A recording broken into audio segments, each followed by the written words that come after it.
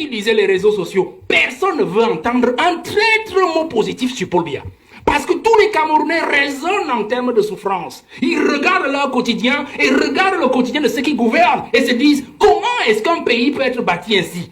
Des gens qui sont heureux, des imbéciles heureux qui nous dirigent, et du peuple qui travaille tous les jours et dont la sueur de son front est utilisée par des individus qui le dirigent. Voilà, aujourd'hui, personne ne va entendre un traitement. Donc si Biya s'en va en laissant le pays à l'heure actuelle, il subira la même ingratitude qu'il a fait subir au président Ahidjo jusqu'aujourd'hui. Nous souffrons de ça. Donc vous comprenez que si je fais une parenthèse sur la survie du pays, nous entrerons, la première chose que le prochain président doit faire, c'est de restituer l'honneur du président, l'honneur et le président, de la dignité du président Ahidjo. Pour que le Cameroun ait un avenir radieux, où s'ouvrent des horizons. L'autre héritage, donc, quand je reste dans l'égoïsme, l'héritage d'égoïsme, il nous a laissé un pays, il est en train de nous laisser un pays de népotisme, où on dirige avec ses enfants, on dirige avec son épouse, on dirige avec les neveux. Et on parlait du sous-sol camerounais qui est intact. Bon, d'accord, moi je suis d'accord avec le professeur, parce qu'en fait, ce qu'ils sont en train de faire dans nos brousses à l'est et partout dans le sud, bon, ils sont en train de gratter le sous-sol, parce qu'on n'en a plus que ça. Mais on dit, l'honorable a dit, on a préservé notre sous-sol comment dire, de l'appréhension de l'étranger. D'accord, je suis d'accord. Mais notre sous-sol n'est pas préservé des rapaces internes. Suivez seulement tous les contrats qui sont signés au Milmid.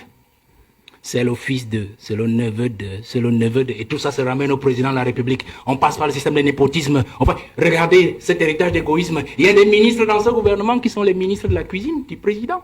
La cuisine du président, ça veut dire quoi? Ben, vous avez une femme à la maison, non? Elle a une cuisine, je pense, M. Obama. Alors, vous comprenez très bien. Il y a des ministres qui font du mauvais boulot parce qu'ils savent qu'ils ne doivent rien au Premier ministre. Parce que le Premier ministre n'a jamais proposé la nomination. Il y a des ministres aujourd'hui qui savent qu'ils sont des ministres du sang de Paul Biya, de la progéniture de Paul Biya. Vous comprenez?